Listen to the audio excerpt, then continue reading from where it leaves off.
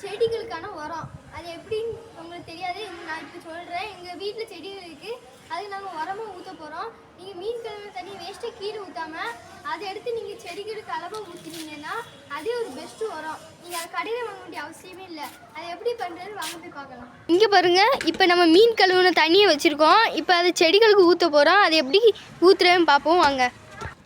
Okay, இப்போ பாருங்கள், இப்போ செடிகளுக்கு ஊற்றுறோம். இந்த செடி என்னென்னா பம்பளி பாஸ் கன்று, இன்னொன்று வந்து பலாக்கன்று, இன்னொன்று மணி பிளான்ட். இதுக்கு அளவாக ஊற்றணும் பாருங்கள், கரெக்டான அளவில். அடுத்து அந்த பக்கம் தென்னங்கன்று இருக்குது, அது கொஞ்சம் சின்னது தாங்க, அதில் ஊற்றுறோம் பாருங்கள். அதிகமாக ஊற்ற வேணாம், கம்மியாக ஊற்றலாம். பெரிய பெரிய செடிக்கு வேணால் கொஞ்சம் அதிகமாக ஊற்றலாம், சின்ன செடிக்கு கம்மியாகவே ஊற்றினா போதும். இப்போ நாங்கள் ஊற்றுறது மாங்கன்று. இது நல்லா இது ரொம்ப ஹைட்டாக இருந்துச்சு. இந்த சம்மரில் தான் கொஞ்சம் இதாக இருக்குது.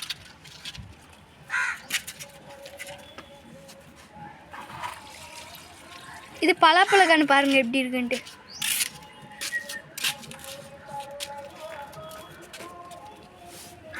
அதுக்கு அந்த பக்கம் இருக்குது பலாப்பழத்து கன்று தாங்க, எப்படி இருக்குது பாருங்கள்.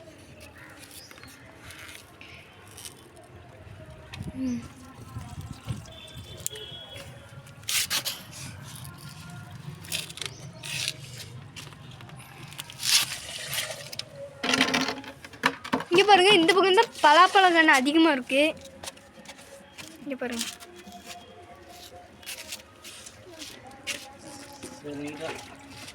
ஓகே, நல்லா பார்த்துக்கோங்க. இதுதான் எங்கள் செடியோட இடம்.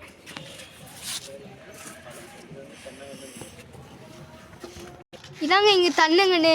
இதுக்கு தான் கொஞ்சம் அதிகமாக ஊற்றணும் பாருங்கள். இதுக்கு நீங்கள் கடையில் உரம் வாங்குறத மீன் தண்ணியை ஊற்றுனாலே இது நல்ல உரம் தாங்க. செடி முழுசாக காமிக்க பாருங்கள். சரி ஊற்றாத அத்தா, இங்கே பாருங்கள்.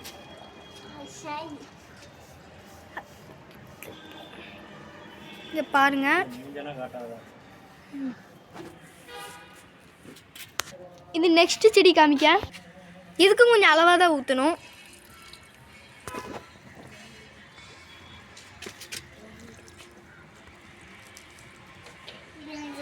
இங்கே பாருங்கள்.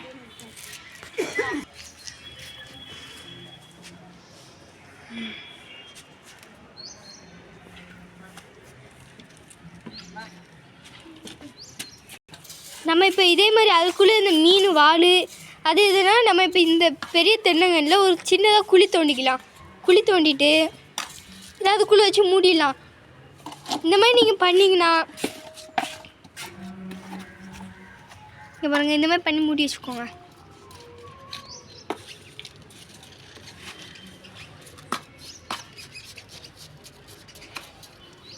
இது நல்ல பெஸ்ட்டு வரங்க, நீங்கள் இந்த மாதிரி பண்ணலாம்.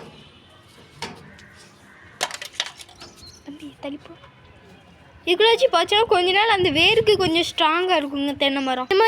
இந்த மாதிரி பண்ணாதாங்க தென்னை முள்ளு நல்லா ஹைட்டாக கடகடன்னு வளர்ந்துடும்.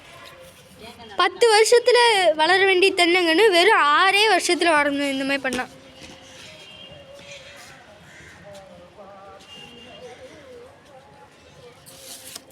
இது அந்த பக்கம் செடிக்குள்ளே உள்ளது.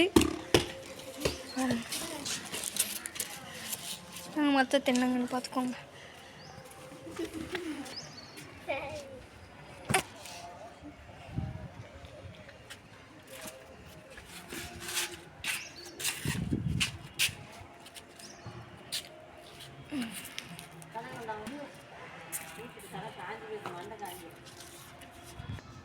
பாருங்கள் எப்படி இருக்குன்ட்டு, இதையும் பாருங்கள் எப்படி இருக்குன்ட்டு.